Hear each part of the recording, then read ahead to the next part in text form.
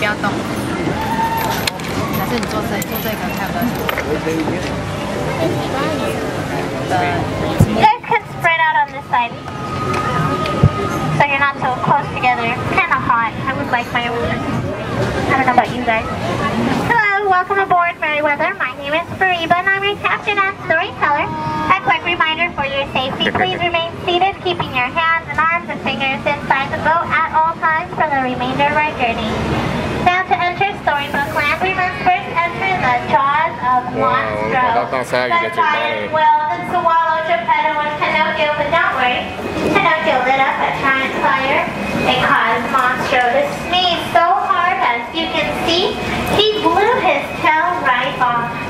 And now we have a special entrance into Storybook Land. Some say Monstro's only half the whale needs. On the left side of the boat, you guys are going to see a little white mailbox over there. That's where the big bad wolf lives. And across the way are the homes of the three little pigs. First one made of straw, second of sticks. The third is built of 100% wolf-proof bricks. But lucky for the first two pigs, the big bad wolf doesn't know how to do it.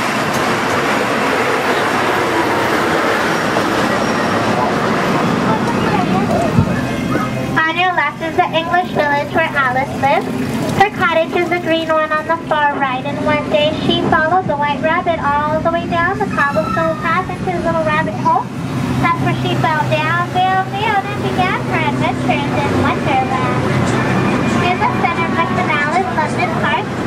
This is the theme park where Richie, Dawn, and Michael Darling flew over on their way to Neverland, where they never had to grow up. Straight ahead is the city of Agrabah. At the top is the Sultan's Palace, and below it is the marketplace where Aladdin and Jasmine first met. It is said the only thing that Aladdin stole that day was Princess Jasmine's heart.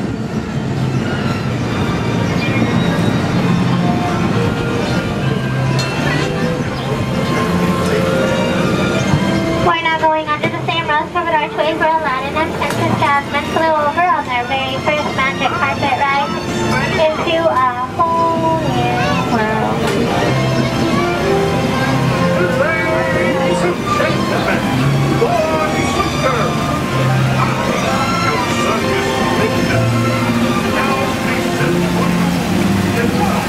Alright sailors, please remember to stay seated and be careful not to touch anything as we enter the Cave of Wonders. This is the same cave where Aladdin and Abu discovered that famous magic gold lamp with a blue genie inside. And on your right is the cottage where Snow White and the seven dwarfs live. Behind it is a tool mic. You might hear the seven dwarfs singing or whistling while they work. 可以守在上面。 And on your left back there, that's the chateau where Cinderella used to live with her wicked stepmother and two evil stepsisters. But lucky for her, she now lives in her pink and gold castle with her Prince Charming. And halfway up the hill on the bridge, that's the pumpkin carriage that took Cinderella to the ball.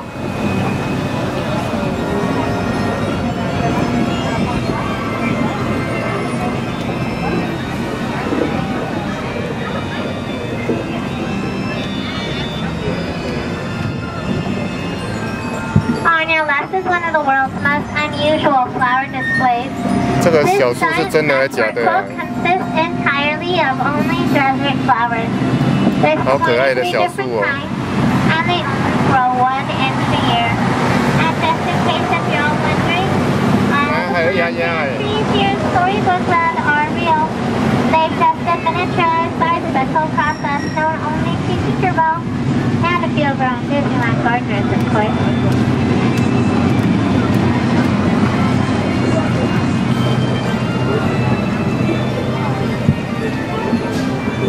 On your left is Mole and down next to our Toad Hall. But Mr. Mole and Mr. Toad aren't home right now. They're probably in Fantasyland on a wild ride. To nowhere in particular.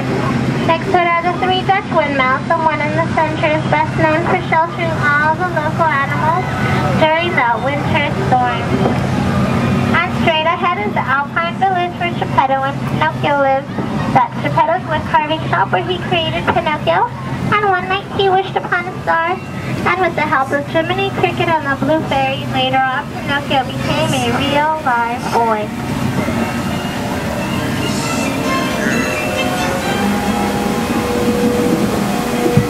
On your right is Prince Eric, ship anchored in the bay. The sandy beach here is where he first met the Little Mermaid, and later on Ariel took her first steps on land. And behind the waterfall is King Triton's kingdom. That's where Ariel grew up with her two best friends, Flounder and Sebastian. But unfortunately, it is now time for you to leave Storybook Land behind you, and I do hope you've enjoyed your trip. As we approach the dock, please everyone remain seated. Once the boat stops completely, I'm going to count to 3, and then you're all going to